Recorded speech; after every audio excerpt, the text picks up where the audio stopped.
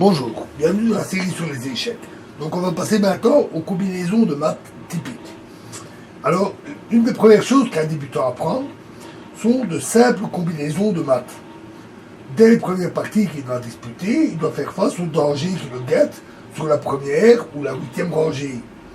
Et le plus souvent, il y réagit par les ventilations H3 ou H6, de façon à, ou encore A3, A6, afin de laisser une place au roi. Le moment vient ensuite pour le nouvel adepte de Caïsas, la déesse des échecs, de découvrir les premières combinaisons de maths, et elle l'émerveille en général, du moins s'il prend goût aux échecs, bien entendu.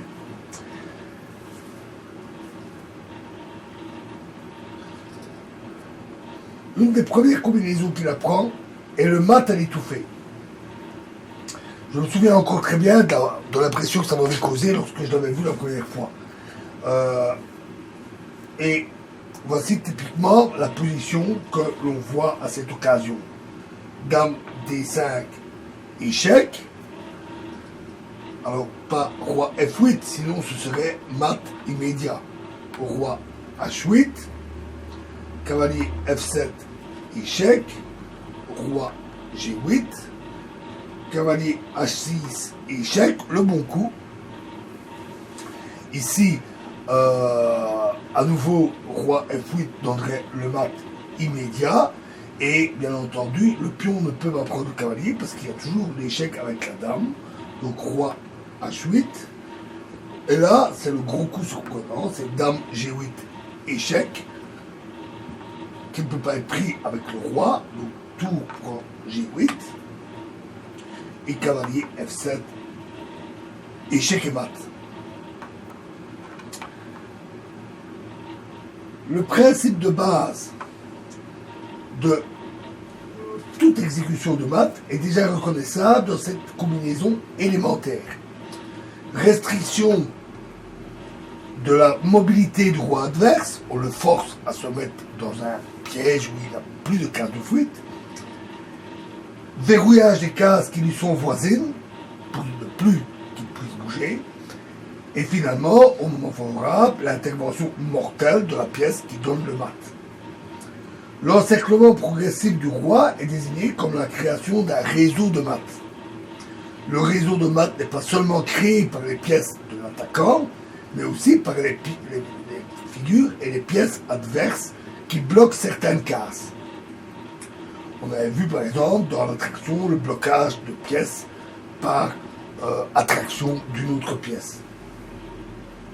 Dans cet exemple, avec dame D5, la dame blanche a d'abord pris la case G8 au roi noir. Après, roi H8, cavalier F7, échec, roi G8, cavalier H6, roi H8. La tour adverse est alors atterrée sur la case G8 par le sacrifice de dame, qui permet alors de donner le mat. Sans ce sacrifice, le coup F7, échec, aurait encore interrompu l'action de la dame blanche et laissé le roi noir simplement revenir en G8.